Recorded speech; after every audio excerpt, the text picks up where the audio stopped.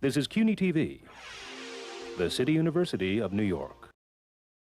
Hello, I'm Doug Musio. Welcome to City Talk. Today we have a special one-hour edition of the show celebrating the life of former Mayor Ed Koch with the people who knew him the longest and were the closest. We hope you enjoy their observations and insights.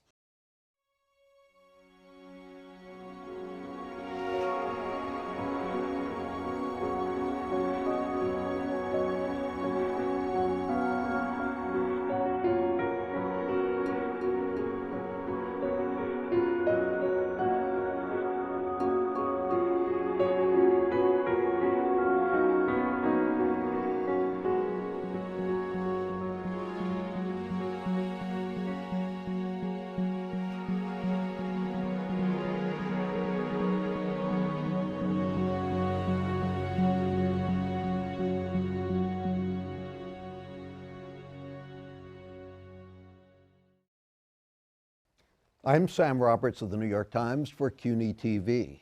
Ed Koch's weekly luncheon group convened as usual on Saturday, February 2nd, but with a few differences.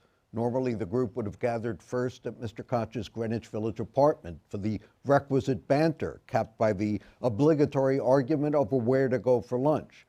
Mr. Koch would have ordered for everyone at the Peking Duck House. The meal would have ended sooner because the former mayor would be heading home to nap. Mr. Koch has been presiding over the Saturday roundtable since the mid-1960s, first as a city councilman, then as a congressman at his old apartment on Washington Place, then as mayor at Gracie Mansion, and most recently as a vocal private citizen in his 16th floor living room on Fifth Avenue. The group of men who have convened almost every weekend at the place has evolved into a jaunty merger of crossfire and old Jews telling jokes. Some of them joined us today at CUNY Studios with the obligatory Chinese food. John LoCicero, an old friend and political advisor who delivered one of the eulogies for the mayor. Peter Piscitelli, a former city lobbyist. George Arzt, former Post reporter and press secretary. Peter Aschkenasy, a former deputy parks commissioner, restaurateur, and friend. Peter, you're one of the original charter members of this group. How did it begin? It began at the request of Dan Wolfe, who was clearly Ed's closest friend. Dan Wolfe, the founder, editor of the Village Voice. Yeah, who said we should start getting together on Saturdays. Because of Mary Nichols, I had met Ed and Dan down at the Village Voice. We would congregate every Friday at 4, and Dan would hold this open house, if you will, and reporters and village folk would show up, and we'd chat, much like we did in years past on Saturdays, and we'd talk about what was going on, and then we'd go out for dinner. Mm-hmm. That's when the sort of the theory about arguing about where we're going to go to eat started. So Dan, Ed, and I started going out, and we would go out every Saturday. When I say every Saturday, obviously, if somebody wasn't there, we didn't do it. But it would start at his apartment. Then when he became mayor, it would start at Gracie Mansion, and afterwards it would start at his apartment. But the format was always the same. What had happened in the city, the state, how was Israel being treated? And then the most important question, where are we going to go to eat? Where do we eat? Now, the group expanded and contracted at various times. Among the people who were pretty much regulars, Tommy Baer, Arnold Chris, Henry Stern, some other Koch alumni. There's a big group of Koch alumni that came together every year on the mayor's birthday. What was the thread that tied this core group together, do you think? Well, I think that Ed was so proud of the people that worked in his government, and he felt that most of them succeeded after he was mayor. And it really made him feel good that people were doing well. He would say, how are you doing? What's going on with you? Are you making money? Are you succeeding? And so it really, he made it feel like they helped him and he's helped them through the success that they achieved. Well, one of the great things he accomplished, certainly, is the people he attracted to city government. But what was it about this group that made you guys so special, that made you, in a way, dependent on each other? He wanted you to be there on Saturday, and you obviously enjoyed coming. Well, for me, it was Dan Wolfe. Mm-hmm. After he lost the mayoralty, And Dan said, aren't you going to come to lunch? I said, you know, I haven't been invited. He said, what do you mean you haven't been invited? I said, Dan, I don't go where I'm not invited. This was 74? No, after Oh, he lost. 89. 89. Right. So Ed called me up and he said, come on, come to lunch. I said, well, I have lunch with somebody. Can I bring him? He didn't particularly care for that person. He said, okay, bring him. And so, you know, we kept coming. And he would, as you said, he would expand. People like to be guests, would come. We had quite a few people that would drop in from time to time. I had the good fortune to be indicted. Yeah. Well, that's a Really? Freudian slip. To be invited last fall. And John, you were telling about one of the first times you introduced Ed Koch to your relatives, to your Italian relatives. Right. And that was a litmus test of how he might do outside Greenwich Village. Right. In 1973, he ran for mayor and he lasted 100 days. And it was a terrible campaign. He spent all his money on staff. So 77, David Garth is going to run his campaign. So I figured, let me invite all my relatives from around the city. Most of them were all Italian. And so they come to my apartment and they're listening to him. And a couple of my cousins who we grew up together, they grabbed me by the cheek and said, this guy's not like you, a lefty. This guy makes sense. Once they said that, I knew we had a chance of winning the mayoralty, you know, because they really felt that he was a regular guy and knew how to talk to them. Was this an off-the-record lunch? I mean, could people say anything they want to do as outrageous as it might have been? Yes. Yes. Yes, definitely. But it stayed in the Yeah, you just couldn't be quoted. Right. It stayed in the room, and anyone who would violate it were Gone. ousted. And that did happen once? Once. You can, without naming names, unless you want to explain the circumstance? No, don't mention names. We're not going to name a name, but it was someone who wrote for a weekly paper who was an early Koch supporter, and we kept on warning him not to put little droppings into the paper. And finally, he wrote something talking about a conversation we had on Saturday, and that was it. How did you maintain the vitality of get-togethers like this? I mean, Ed Koch said at one point, you know, we used to tell jokes by numbers or tell the Right. stories by numbers because they had all been told before. How did you remain engaged in these every week? You had to be up on There was it. something like 2,500 of them if you Yeah. count over the years. But you had to study the papers before you came in. You had to be up on the news. I had to be ready to tell them what's happening in politics. And everyone, As soon as George right. walked in the door, Ed would say, okay, George, Yes, tell what's us new?" what I'm supposed to know. I mean, I went out of my way to make sure that the Saturday was open because it was great camaraderie, and you really got an insight as to how government works, both locally, statewide, and nationally. I mean, the topics were incredible. And George is right. You had to do your homework before you came to the luncheon. Yeah. you know, if the mayor said, "Did you read Maureen Dowd this morning?" and he didn't read it, what were you going to say? I didn't read her. Couldn't say that. You couldn't say I forgot. Right. Right. I was on a plane coming back from Arizona, and Senator Simon from Illinois was on the plane, so we got to talk, and I said, you know, I worked with Ed Koch. Oh, Eddie, we were in Congress together. He said, do me a favor, will you? I get all his movie reviews. I don't mind the other things, but could you tell him to stop sending me the movie reviews? And Ed was most proud of his movie reviews than he was of the comments that he was making. And he was pretty curmudgeon-y in some of his movie reviews. My wife and I would go with him often on the weekends. And Pam and I would walk out, and Ed would have a completely different opinion of what we had just seen. Really, how do you account for that? I just think his worldview was a little different than ours, and the creative process that he observed in the movies, if it was too creative, he didn't really relate to it. he loved sort of action. He loved Violence. political action, violent action. And Sort of like City Hall. Yes. Right. He once chastised me for liking Fred Astaire movies. Really. Right. Where's the plot? He did not have an immediate family. Obviously, he had a sister, nephews, nieces, who he was very close to. But you did. So was this ever an intrusion that, come Saturday, you said, oh my God, I've got to go to another Koch lunch? No, once in a while, he'd say, I can't be there. I have to go to a bat mitzvah, or I have to be with my family for the holidays. So we, each one of us had families, and he had his own family, especially when his brother and his father, I didn't know his mother because she died before I knew him, but he was close to his father, his brother, and his sister, and his nephews. And it was just, he was very good with kids. He didn't talk down to them. He talked to them as if they were grown-ups. And so that's a side of him that people didn't know. But as long as he was eating, he was happy, because it was all about food.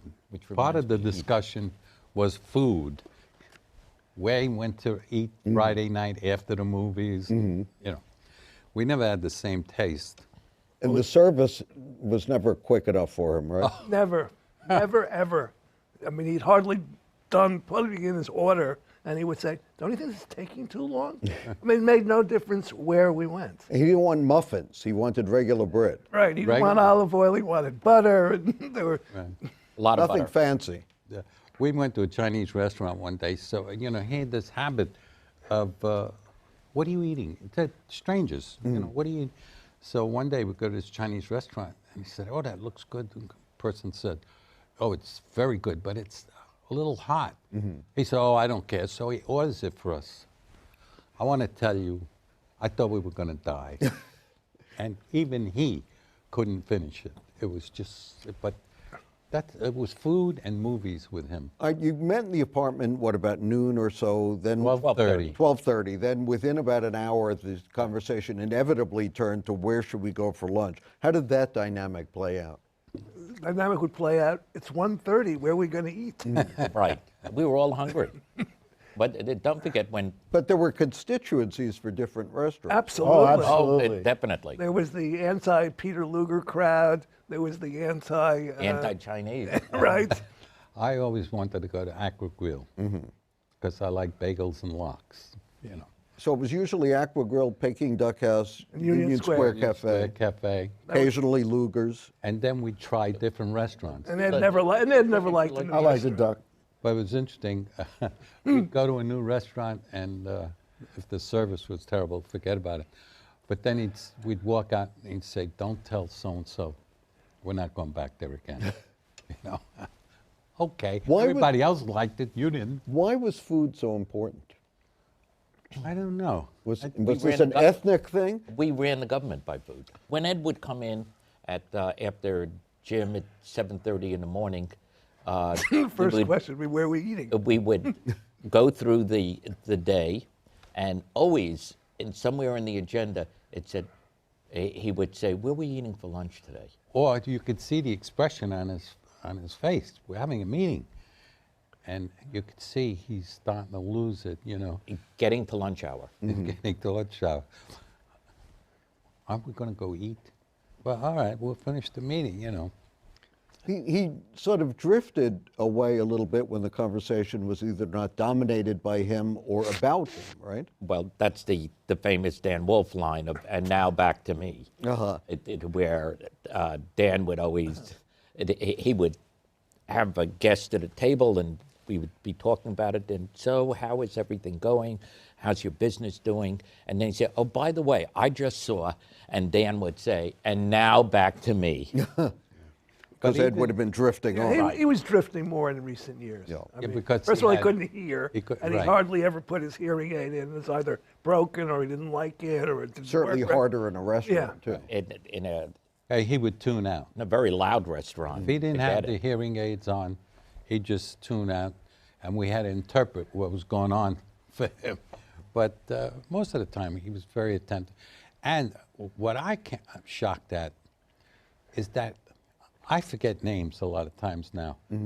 But when I see him on TV or talking, and he'd remember names. I said, how do you do it? It's because he was on. As long as he was on, he was, you know. Yeah, but he had an incredible memory, John. Yeah. I mean, in the commissioners' meetings, Yeah. God forbid you should tell him something one week, and the following week he'd ask you the same. If you gave him a different number, he'd tell you what you told him the week before. Yeah, he was quite emphatic in that regard. What were the constituencies politically at the lunch? The liberal and the conservative? Well, first of all, you know, I go back a long ways with him. So he had me in a box. And so if I wanted to get something accomplished, I knew if it was too left, he was going to cut me out. So I'd go around to other people. Pete was the most, I wouldn't say conservative, but moderate of the group. Right wing. And Aschkenasy, I think, is like me. Not quite, but almost. Well, On your side of the scale. right, very liberal. And George is a reporter. So, Continued to play that role, Yeah, I seeing never had an one side or the other? Yeah, I never had an ideology. You know, perhaps that's a bad thing for you know, going into government. But I just felt what's going to play and what's not going to play for the reporters, and what we have to do, and what's going to get the editorial boards. Did all the discussion at lunch ever change anyone's opinion, least of all Ed Koch's? no, I think his opinion changed, especially on the wars. At first, I think he wanted to go into Iraq and Afghanistan. But then he came to the conclusion that, I don't know about them, but Aschkenasy and I get out. Them? You mean these things? Right. Get out and get out now. And he came to that conclusion. When Ed had this change and was starting to voice his opinions, he still was very aware of where he marched and who he marched with. And he would often sort of separate himself from people that were marching who he thought were too left-wing. And he would always find a vehicle to express, you know, his feeling on this. Well, there was a famous march against the war. And he got up and had to tell everyone that he wasn't marching led by communists. Right, exactly. And I want to tell you, they were calling him a red beta. Famous congressmen that we know that are not around anymore. Oh, they were screaming at him. Someone who lived in his building? Bella. No, Bella and Teddy Weiss and West Side people. Oh, I'm not going to be led by, I'm going to march, but they're not going to lead me, no communist. What about the time he marched with the Ukrainians? Well, the Ukrainians, then he said, you know, in the old He was country, you would have been chasing me. Down Fifth Avenue. Right, but you know the remark I said at the funeral that we were marching in a human rights parade, and he turns to the Chinese consul. He said, if you would like to defect, I would help you. And our Chinese advisor, our Asian advisor went, oh my God. And he said, oh, no, thank you. Was there ever an unspoken thought? I mean, did Ed Koch just say what was on his mind? Rare. Where that it was Rare that it- unspoken? Unspoken. Yeah, there were no secrets, and he felt very comfortable with us. So, and we felt comfortable in the room with all of us. We knew nothing was ever going to be said outside the room. Okay, now when I was there at that one lunch last fall, when we finished lunch, I said, what was different about this lunch? What would have been different if I had not been here? And there was sort of a consensus that it would have been a little bit saltier, and it would have been a little bit more On two topics. critical of Governor Cuomo and Mayor Bloomberg. Yes. Yeah. That's Well, you're certainly still a reporter. Yes, So correct. we hesitated in saying a lot of things. Why was I invited? Because you invited asked. yourself. I did ask. I assume other people may have been turned down over the years. No, I don't think we turned down anyone, except perhaps for some elected officials. But for the most part, everyone who who wanted to come came. It didn't matter. Was the Ed Koch that you got to know any different from the Ed Koch the public knew? No, not at all. What you see is what you get. For better or for worse? Right. Yes. Right. That must have made your job impossible as a press secretary. It made it easier because I knew him so well. It's funny, when he went back into the hospital the second time after he was released a couple of weeks ago, and he went back the second time, he calls me up at 4 o'clock and he says, I'm going back into the hospital. And I said, yeah. And he said, well, I want a press release. And I said, but you're not back in the hospital yet. When you get to the hospital, call me and I'll put something out. And he said, okay. And so I was called, and you know, we put it out. He always wanted people to know what was happening. He didn't want any secrets. He wanted to be totally transparent. As Diane Coffey said, and some of you agreed, he could be fatalistic at times. Oh yeah. When he was running for governor, I don't know how many times we almost crashed. The storms, the lightning, and he would just say, "Hey, you know, what will be, will be." But one storm, he was supposed to go to Washington, and he said, I think we'll stop in the city and I'll stay at my apartment. That's the only time he got nervous. Otherwise, he figured, if I'm going to die, I'm going to die. And imagine choosing your burial plot in Manhattan so people could visit it. Right. And then, you know, forgive me for even saying this, but the ultimate publicity stunt, dying the day Neil Barsky's movie on Koch opens in New York. Right. He must have had the last laugh. Yeah, he did, you know, and don't forget, he planned the funeral, so that by the time we went up to Gracie Mansion shortly the day before he died to go over details of the funeral, we were just handed a list of speakers, you know, and said, okay, now you guys do it.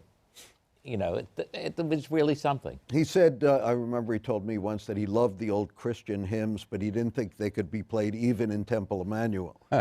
Well, we actually, jokingly for about a half a second, but I'm sure Ed participated in a certain way, talked about having the funeral at St. Patrick's. Peter, what do you remember from that day? I remember how he would have loved the funeral.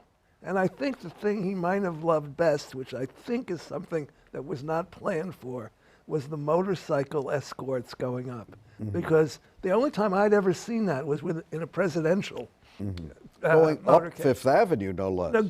No, we went crosstown up Amsterdam. No, he's right, for a couple of blocks. Yeah. We went up. That whole notion of the motorcycle cops blocking the street until we got through and then zooming to the front. I mean, it's obviously a procedure. It was the closest that I recall to a state funeral At in New York City, yes. And people were waving. For a man who has been out of office for almost a generation.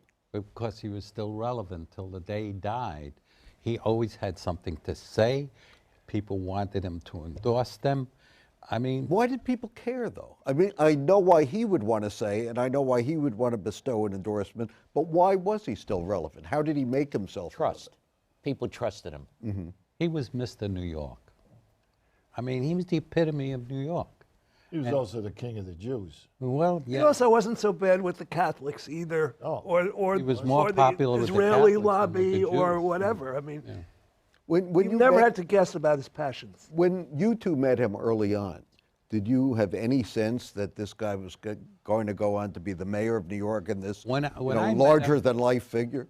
I volunteered to help him because of reapportionment, district leader race. He needed an Italian. I volunteered.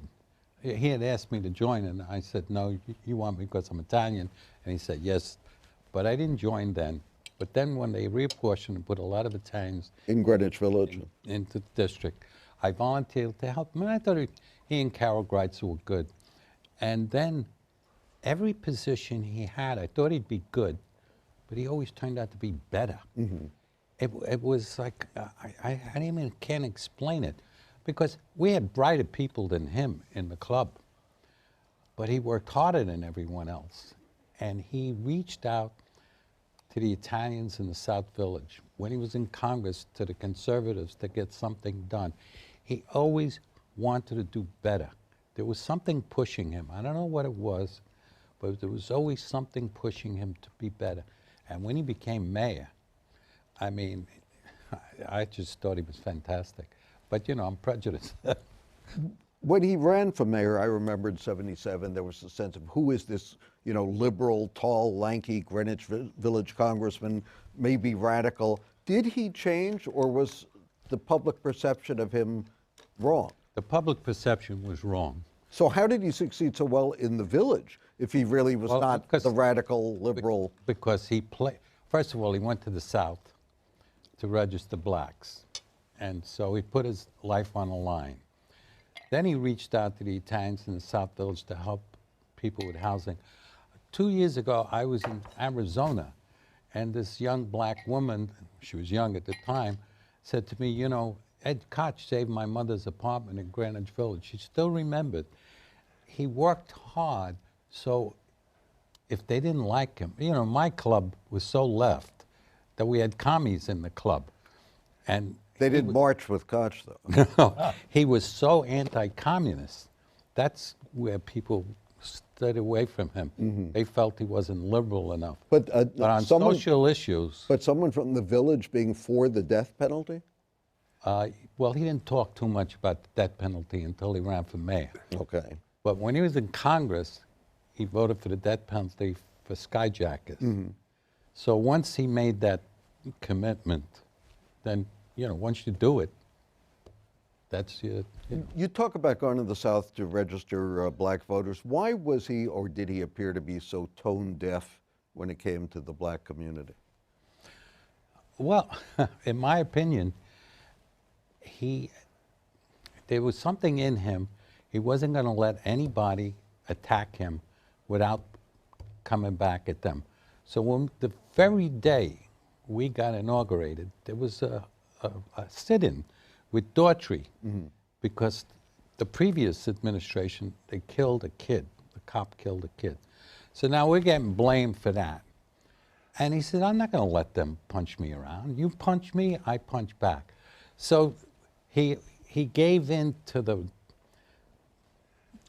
some of the people who were extreme. If he would, Charlie Rangel said, can't you just ignore them? He said, we're not paying attention to them. But he couldn't ignore it. He couldn't ignore it. Anyone else want to weigh in on that question? Well, he also, getting back to... He wasn't a racist. He certainly was not a racist. And he was so committed to the work he did, and sort of having observed elected officials for 40-some-odd years, he had by far the best constituent services I have ever seen.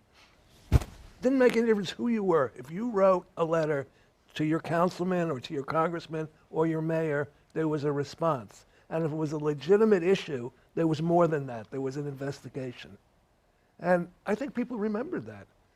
And John, you said that in all his constituent forums in the district and everything, he really got to know the issues. When he was running, he knew he was smarter than the other candidates. Right. It racked, and when he became mayor, we had a woman named Denise Scheinberg, whose maiden name was Mangraviti, and she would come in with a briefing for every town hall, and he would say, I'm not going to let them do this, and I'm not going to do that, you know. And then the day at the town hall, 90% of the questions he knew the answer to. And then the 10% he didn't know, he turned to the commissioner and said, why don't you answer that? But she had briefed him so well, he knew every issue in every community because he just was involved. We'd take walking tours unannounced into a community. White, black, Asian, Puerto Rican, whatever. He just was very involved. And I'll give you an example. When we first came into poverty programs, there was a Harlem district leader who had a program. 40% of the money went to administration. He said, this isn't going to stay. So we got Aspera and the Urban League. We took the program over. 4% went to administration. all the money went to black and Hispanic kids for scholarships. No one knew about it. No one cared, you know, but he did it. That's the way he was. He didn't take credit for a lot of things he did. Sydenham was a killer for us. Closing Sydenham Hospital in Harlem. And he said he made a mistake. He made a mistake, but he always wanted to be right. And so 2 previous mayors talked about closing Sydenham, and this was all the way at the beginning of his administration. He decided that why not close Sydenham? And save what seemed like at the time to be big A money lot of by money. doing it. Oh, yeah. Right. Well, my wife wasn't taught a good in Harlem. hospital. The parents told my wife, if a kid gets sick, do not bring him to Sydenham. Piscitelli, we had a meeting with Charlie Rangel and a group of black elected officials, and they said, we want somebody to represent us as a liaison. So Rangel said, sure, I want Pete Piscitelli. I said, what? He went to St. John's with him. Yeah. So he wanted to be right. How did he learn, or did he learn to compromise? He never learned to compromise. We had trouble moderating his stance. We used to have these talks where someone would say, listen, if an ugly woman walked down the block, would you say she's ugly? And he would, because he was perverse, you know, he would say, why not? Isn't the truth relevant? Isn't the truth relevant? But he knew when not to say all the truth, right? Right. No. No?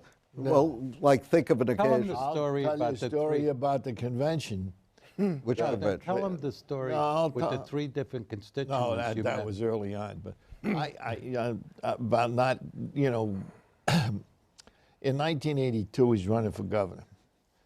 They go to the AFL-CIO convention up in the Catskills, and we had, you know, kind of prepped this, and we had worked with the UFT, we worked with Shanker.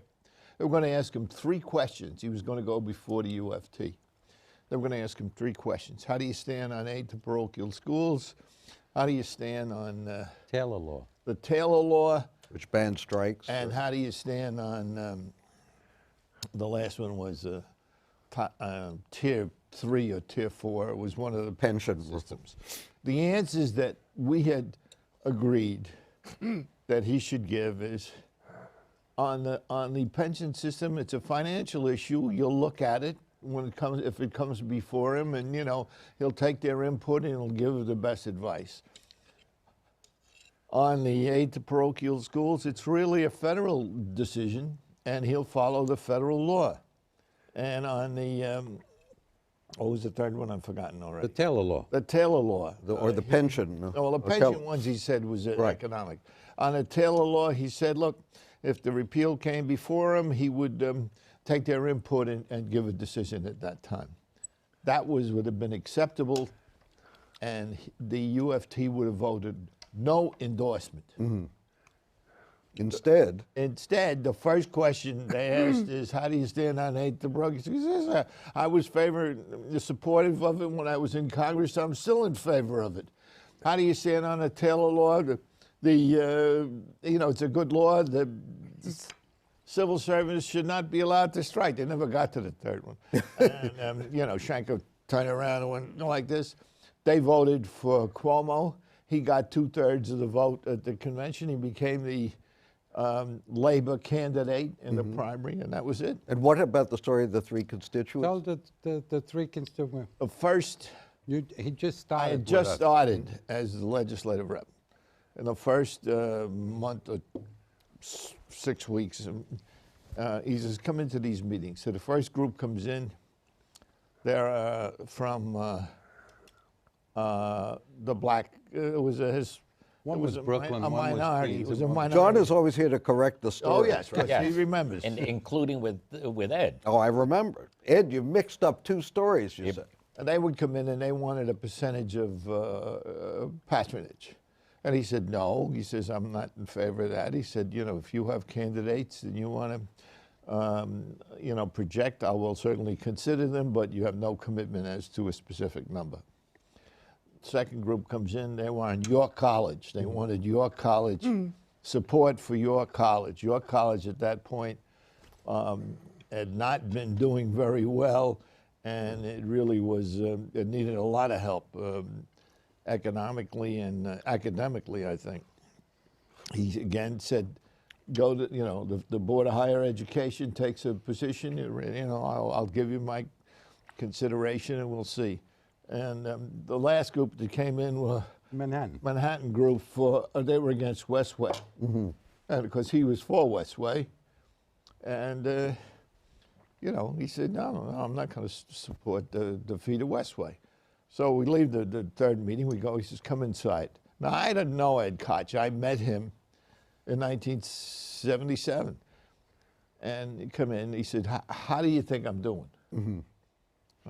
Listen, I'm newly appointed. How am I doing? I said, well, I've worked for other mayors, Mr. Mayor, and when questions like that arose, they usually would respond, let's see. We're going to appoint a commission and go out and look at it, and they'll come back, and some of them haven't come back yet. And the problem went away sometimes. It went away usually. Usually. So, but his attitude was, hey, you know, I'm going to say what I'm going to say. I'm not going to. And that was his position. He wouldn't change for political gain. He told me a couple of years ago that he didn't carry grudges anymore. He said it was too much work. Let bygones be bygones. Yet in the Koch film, Neil Barsky's film, he refers to Governor Cuomo as a and in the prepared Times obit, the advance obit that was done, video obit done some years before that, he described former Governor Cuomo as a. Did he feel that way still, or? No, in my opinion, I don't have what the others say, because when Andrew decided he was going to stay in politics, he kept really paying attention to Ed. And so Ed said to me, look, you know, I want to end this. I'm going to support him. End this feud. Yeah, he said, you know, I get along with Mario. You know, those days are long gone. I'm not going to hold it against Andrew. I'm going to support him. Hold against Andrew the campaign. For the history of 77. Mario met me at the Regency, and he said, why can't we end this feud? And I said, what did you have in mind? And he said, could he endorse my son for Attorney General? And I said, I'll take it up with him. And I called him, told him about the conversation, and he said, you know, I'm too old for feuds. Enough of this. Yeah, I will endorse Andrew. The feud was essentially not over a campaign, but over the fact that posters appeared, particularly in Queens, saying vote for Cuomo, not the homo. In Queens, it was in the shuttle subway system during lunch hour. You know, I mean, without reliving the whole incident, how did Ed Koch know that it was Mario Cuomo or the Cuomo campaign, or think that it was? Well, first of all, if you read Jim Sleeper's column, he mentioned a couple of names that were doing this. This was many years ago. Secondly, obviously you haven't forgotten, though. You still carry a grudge. John is of all the group, John is the one that carries the grudge. Grudge is the Lord forever. And I have a good memory. Ed didn't remember the grudges. John would bring them up. And we had people in the campaign who came to me and told me these things. So Vallone puts in his book on page 68, you know, the racial stuff and the stuff that was going on. Page 68, you remember Page that? 68 of the book. So, you know, as Ed says, a primary is a civil war. I was campaign chairman, Capolino was the campaign coordinator, and David Garth, who forgave Mario very soon, put him in as lieutenant governor. So we had no problem. I had a great relationship with Mario and Matilda, you know. So I forgot about all this stuff, but Ed didn't forget. But he forgave But ultimately? then he forgave it, and as George told you, and he said to me, look, people still want me to fight with him. I don't want to fight. So did he become mellower, or was it just much. the time had passed? Oh, he forgave most people. Yes. There were only a couple of people that he held a grudge against. Who? Well, I'm not going to tell you. One guy, well, I won't mention his name. No I could just choke him to death if I had a chance. Because One of George's friends. But anyway, you know, I'm old enough now to forgive. You know, I'm not Jesus Christ. You know. we talked about so many of the anecdotes being repeated. Did each of you have a favorite one that you could never hear enough of from Ed Koch, that every time he told it, it either got better or certainly sounded as good? Well, to me, the best was the mug 'em again. Yes. That was just the one I was gonna I was say. thinking about that. I was thinking too. the same one. Okay, John. tell not everybody remembers that. Or if they heard it once, they can hear it again. Well, he's running for mayor in 1977, and he's talking to a senior group, On the Coney Island Boardwalk. and he says, you know, this judge, who's a friend of mine, was mugged the other day, and he said, I'm going to call a press conference. And he calls a press conference and said, this mugging of me will no way affect how I rule in the court. And from the back of the room, a little old lady gets up and says, then mug him again. Is it a true story? It's Oh, a yeah, true it's story. true. Okay. So it And I makes it know- even better. I know, it's judge too. I sort of like make it like it was. Me too. He meets a little old lady on the. Why are there always little old ladies on the boardwalk? Because they're the ones that always loved Ed and Right. always come to say hello to him. You know, and the woman complained about the neighborhood, how it's so much worse, and he said to her, she said to him, make it like it was, and he said, listen, lady, it was never that way. It was never as No, good he as you didn't say think. that Right. to her. He said that to himself. I He said it as we walked Right. away. He said, it was never like she thought it was. Right. Okay. But, you know, he was. Peter? I mean, I think that's also one of the reasons that people were so distressed when he died. I mean, sort of another interpretation of make it like it was. I mean, it was the real article, and everybody knew it, and the reaction was just overwhelming. And those of us who knew him well and knew what was going on knew that New York City folks would be really upset. But that doesn't begin to describe what really happened. I mean, the reaction was so much greater. And not just among a small Absolutely group like that. not. Absolutely I not. had people from all over the country saying, I'm sorry for your loss. I was really. I mean, I must have gotten Yes. 200 emails and Condolences. Yeah. Yes. We know you were good friends, and this must be very difficult. I also got a lot of emails of condolences from restaurateurs. Who lost business. Well, one of my favorite stories, when Ed became mayor, and Dan and Ed and I would go out, my job was always the same: make sure that we got a check, because people were honored that the mayor was Right. in, and they could try this, try that. Was this a moral, ethical, legal Oh, It was, no, no. I mean, it probably was a legal thing, but it was mostly a no, moral it thing. was, he wanted to pay his Ed way. always said, I want to pay. So for about 4 years, we were very successful. There's only one restaurant in all of New York where it didn't work. And that was Patsy's. Because I would always say, well, if we don't get a check. West 56. Yeah, if we don't get a check, we just can't ever come back here. The mayors really love this meal, and we just have to get a check. Nope. It's the only time I failed in that. Well, I was with him once. We were in Chinatown. I don't know if you were with us. And the owner kept insisting and insisting. So finally, Ed said, okay. And as we got up, he said, everybody put $20 down for a tip. And so we all put $20 down as a tip for the waiter, you know. Peter? But he had a feel for. I go back to the outer boroughs. He really had a feel for New York, which was beyond Manhattan orientation.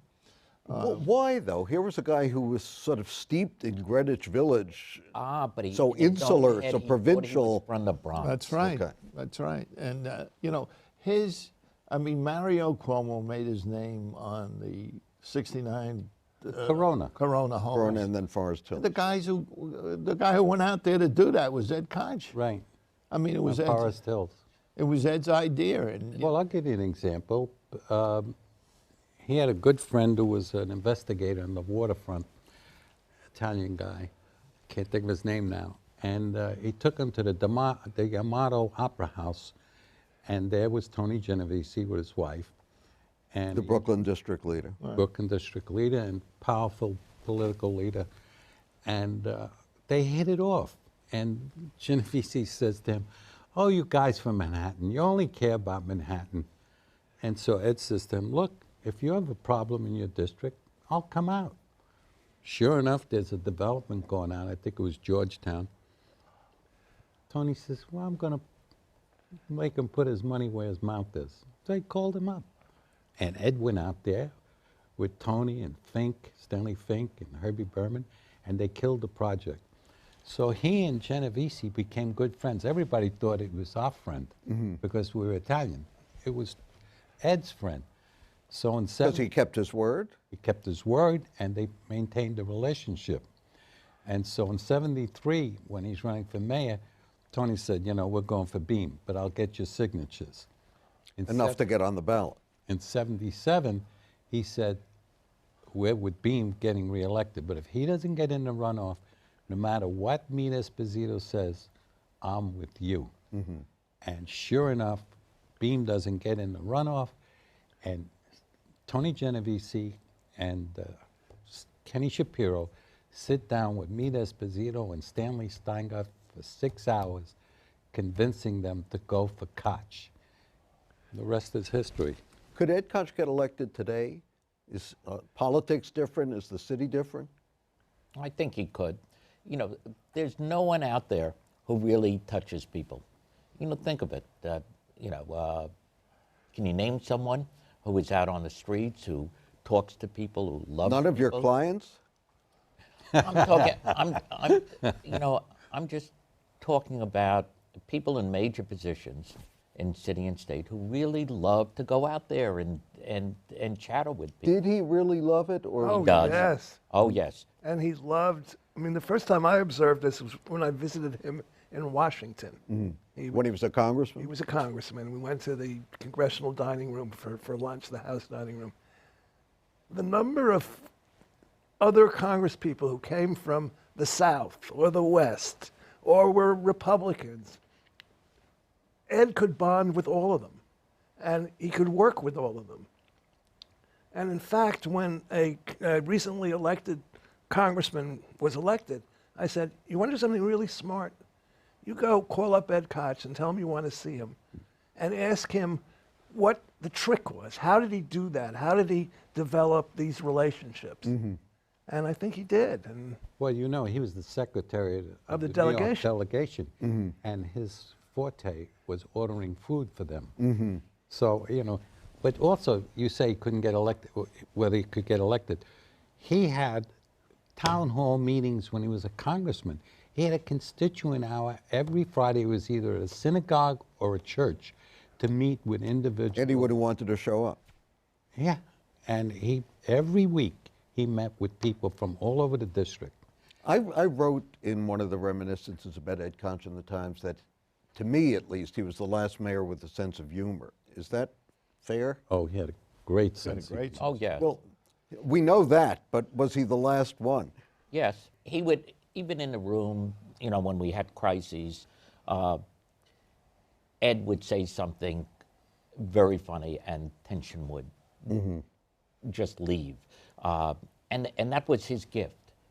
You know, he saw things in a humorous fashion, and it allowed us to be human also. Before Mayor Bloomberg named a bridge after him, what did he really think of Bloomberg? What would the conversation have been if I had not been at that lunch? No, he liked Bloomberg Bloomberg because a lot. what happened was he didn't think Bloomberg could win. And they called him up, I think it was Patty, Patty Harris. right, and called him up and said, you know, we're close. What's your poll show? This was in 2001, or? Yeah. Yeah. And so when he saw that the poll was that close, he endorsed him right away. And he was very happy that he did that, and they had a good relationship from that day on. Was that because he liked Mike Bloomberg or didn't like Mark Green? Both. No question about it. But he Well, liked... what does it say about a guy where I'm only going to endorse you if you got a better chance of winning, as opposed to who I really... Did you meet Mike Bloomberg when he decided to run? Yes. Did you think he could win? No. If it wasn't for 9/11, do you think he would have won? No. No. Giuliani became a hero. Before that, they would have ridden him out of town. Mm-hmm. And so everything came together for Bloomberg. You know, everybody knew he was competent. It's just that he didn't project a personality. And he became the right mayor for the right time. Yeah, but it wasn't or certainly just, the right candidate. It wasn't just a poll. Everything came together for him. Ideology, the people around him were Koch people, including David Garth. And that it became, he had to be comfortable with the candidate. He doesn't like rich people, or didn't. No. No. That's one of his... But he became a rich person. He never thought of himself as rich. Well, he did at the end. I mean, he thought he was doing just fine. I He don't knew he think- was doing fine, but he never thought of himself as rich. He still had the mentality of the Depression. Absolutely. Everything Yes. was on sale. Absolutely. I mean, a bargain, forget about I it. mean, he would often tell us on men's clothiers, you know, that they're running a sale today. Why don't you guys go? It was Brooks Brothers. He must have more Brooks Brothers suits and Brooks Brothers shoes and Brooks Brothers shirts. There was never a time when they go would to the post a factory. sale. Yeah, where he wouldn't go. Yeah. In the mid-'80s, he said that during the scandals, some of which were only remotely related to the city, much less his administration, he was suicidal. Do we really think that was so? Well, George and I and Stan Bresnoff, every day, at the end of the day, one of us would go with him. I didn't think he was suicidal. He told us he was suicidal. After office. What? After office, he told us. That he had been. Yeah, after office he said that. But while he was in office, I didn't see that. I always thought that Ed Koch just thought too much of himself to kill himself. You know, but every night, one of the three of us went with him to keep him company because he was depressed. He was very, very depressed, but we wanted to stay with him. The film addresses his sexual orientation with a great deal of ambivalence. Do you think he was so in love with himself he couldn't have loved anyone else? Well, that's a hard question to answer, you know, because first of all, he never let you in on him. You know, he was very private. Unless Dan Wolfe or Alan Schwartz, because they were closest to him, or his sister, he never let you in. But why? He told us about everything else in his life, whether we wanted to know or not. What can I tell you? Because I don't think it really mattered to him. I think he was married to the city. He was married to Politics. his job. And those were the things that motivated him. Was it ever relevant? Here was a man who was suspected, accused, however we want to describe it, of being gay, and yet he was at the forefront of the gay rights movement and then became accused for not doing enough about AIDS. Well, first of all, was he a doctor? His health commissioner, who he relied on, was supposed to tell him what to do. You asked for money in the budget, he would have put it in. But the one thing I don't understand is if he was hiding in some way or covering up for his sexuality, why would he have been so much at the forefront on gay rights but not on AIDS? Well, I can only tell you, But he was on AIDS. Yeah, I think it's a little bit of a Yeah, bum rap. he was because of the first thing that he did as mayor was sign an executive order. I think the on fourth or the sixth executive order was on no discrimination against gays in the government. Right. And we worked, you know how many years we worked to get that gay rights bill? I had votes in my pocket, but unless we could get it passed, we would let them off the hook. It wasn't until we had a deal with Vallone, who was the speaker, who became Peter the Valone. speaker, because Tom Cute was Adamantly against. adamant against because of the church. Once Valone, who made a mistake, he voted against the bill, but he let it out of committee. Once he let that out of committee, we had the votes. We'd been working since 1978 to get that bill passed. Martha Hearst and Bill Howell worked every week with a fella named Ethan Ghetto and a couple of other gays. What are the people you still have a grudge against? I'm not going to tell you, but that's where the grudge comes in. It's on that because we worked day and night, not day and night, but for years to get that bill passed. And when we finally accomplished it, then the AIDS crisis started in '81, and we were still working on getting the gay rights bill passed till Peter became the speaker. So it was, he never worried about his sexuality. When he ran for district leader, the Tamawa Club put that stuff out about him. When he ran for The mayor, Sapios Club. In the village, it might have been a plus, though, at the time. no, Not then. Not in in the those South days, Village. 1962, 63, 65, no, believe me. But he never worried about that kind of stuff. The night of the premiere of the Koch film, you told Koch, I think you were going to, and he said something to you? Well, he asked me if I was going, Uh-huh. and I said I didn't think so. This is the second premiere. Right. And he said, oh, no, you should go. I said, I'll see it some other time. To whom did he say, don't tell me the plot? So To us. we were in the hotel room, the hospital room. And he had seen it, of course. Oh, yeah, a couple of times. So we said, we're going to the documentary now. And he said, don't tell me the plot. This And was 2 George days says, before Right. and George says, I won't give you the ending either. His last words, George? I asked him how he was, and he said, beleaguered and tired. And he then fell asleep. And we don't think he said anything after that. That's correct. Well, unless he told his sister who was there at Yeah. that bed. She said no. No, because by the time she got back up to the hospital, he was in ICU. He was through. I mean, he knew that this was the end. He knew that even if he had recovered, he was never going to go back to his life. Right. He was never going to go back to the office. He was going to need 24-hour care. And he didn't want to have any part of it. And you each got a horse. Yes. We all did.